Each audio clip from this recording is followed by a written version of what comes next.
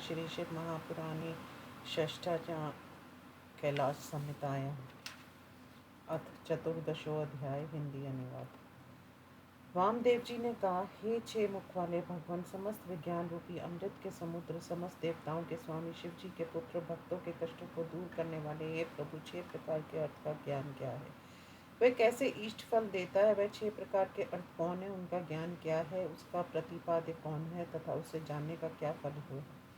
हे कार्तिकेय जी, मैंने जो जो पूछा है उसे कहिए। हे कार्तिकेय, इस अर्थ को बिना जाने पशु शास्त्र से मोहित मैं शिव की माया से मोहित हो रहा हूँ। मैं जिस प्रकार शिव चरण युगल में ज्ञान रूपी अमृत रसायन को पीकर मोह रहित हो जाऊं, आप वैसा कीजिए। कृपा रूपी अमृत से गीली दृष्टि से आपके चरणों में आए हुए मुझे देखकर मेरे ऊपर आप दया कीजिए। वामदेव मुनिवर की इस बात को सुनकर ज्ञान शक्ति को धारण करने वाले प्रभु शिव शास्त्र को विपरीत मानने वालों को डराने वाले वचन कहने लगे। कार्तिकेय जी ने कहा, हे मुनिवर, आपने आदर से शिव जी का समृष्टि व्यष्टि रूप से जो ज्ञान पूछा उसे सुनिए। हे सुव्रत, उस एक ही प्रणवार्थ परिज्ञान रूप एक ही विषय को मैं 6 प्रकार से कहता हूँ। पहला मंत्र रूप, दूसरा यंत्र रूप, तीसरा देवार्थ, चौथा प्रपंचार्थ, पांचवा गुरु रूप को दिखलाने वाला, छठा शिष्य का आत्म रूप अर्थ। ये 6 प्रकार के अर्थ कहे गए हैं। हे मुनिवर, आप मंत्र रूप को सुनिए, उसे मैं कहता हूँ, जिसके जानने मात्र से ये पुरुष ज्ञानी हो जाता है। पहला स्वर आकार, पांचवा उकार, पंचमर्ग का अंतिम अक्षर मकार, बिंदु तथा नाद, ये 5 वर्ण वेद में ओंकार कहे गए हैं।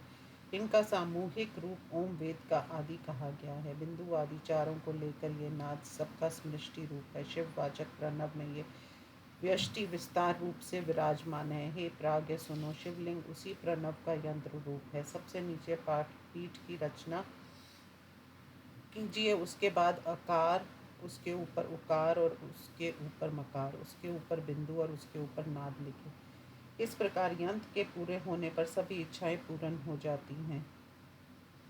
इस प्रकार यंत्र लिखकर उसे ओंकार से लपेट दें, उससे उठे हुए नाद की पूर्णता समझे। हे वामदेव मुनि, अब मैं शिवजी द्वारा कथित अत्यंत गुप्त देवार्थ को तुम्हारे स्नेह के कारण कहता हूँ। सद्यो जान ध्यानी से लेकर सदा शिवोहम तक वेद ने विस्तार से ब्रह्मा पंचवाचक ओंकार का वर्णन किया है। प्रणव ब्रह्मा वाले सूक्ष्म 5 देवता सब शिव मूर्ति रूप ही हैं। अंत उनका अलग वर्णन नहीं किया।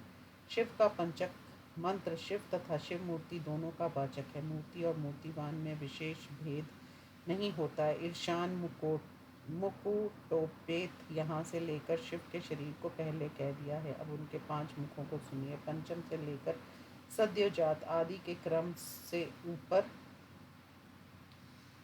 ईर्षान तक शिव जी के 5 मुख कहे गए हैं। चतुर्व्यू पद में स्थित ईर्षान देव के पुरुष से लेकर सद्यान तक ये 4 ब्रह्मा रूप है। ईर्षान नामक सुप्रसिद्ध ब्रह्मा मिलकर पंच ब्रह्मा समष्टि कही जाती है। हे मुनि, पुरुष की आदि की व्यष्टि सद्योजात के अंत तक अनुग्रहमय चक्र है। यही पंच अर्थ का कारण है। यही पर ब्रह्मात्मक सूक्ष्म निर्विकार अनामय है। अनुग्रह भी 2 प्रकार का है, एक तिरोभाव, एक प्रकट भाव। ये ही प्राणियों को पर अवर मुक्ति को देने वाले हैं। ये सदाशिव के 2 कार्य कहे गए हैं। अनुग्रह में भी विभु के सृष्टि आदि 5 कार्य कहे गए हैं। हे मुनि, सृष्टि आदि 5 कार्यों के सद आदि 5 देवता कहे गए हैं। हे पर ब्रह्मा स्वरूप पांचों के कल्याण करने वाले हैं। अनुग्रह में चक्र शांति से परे कलामय है। वह सदाशिव में अधिष्ठित होने से परम पद कहा जाता है। जिनका मन प्रणव उपासना में लगा रहता है, ऐसे सदाशिवोपासकों भावितात्माओं तथा यतियों को यही पद मिलता है।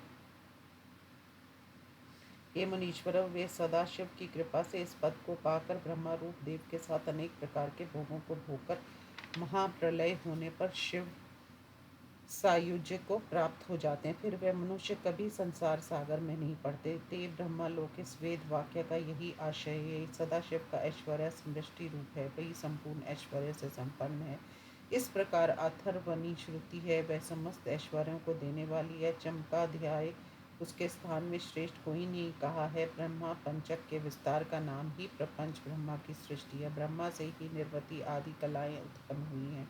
ये ही सूक्ष्म भूत स्वरूप होकर कारण में रहती हैं। हे सुव्रत, स्थूल स्वरूप वाले प्रपंच को 5 प्रकार से स्थित करने पर उसे ब्रह्मा पंचक कहते हैं। हे मुनिवर, ईशान रूप ब्रह्मा से पुरुष, श्रोत्र, वाणी, शब्द और आकाश, ये 5 पदार्थ प्राप्त हैं। हे मुनिवर, प्रकृति, त्वचा, हाथ, स्पर्श, वायु, ये 5 पुरुष रूप ब्रह्मा से प्राप्त हैं। अहंकार, नेत्र, चरण रूप और अग्नि, ये 5 अघोर रूप ब्रह्मा से प्राप्त हैं। बुद्धि, जीव, वायु, गुरुद्वार, रस और जल, ये प्रतिदिन वामदेव ब्रह्मा से व्याप्त हैं।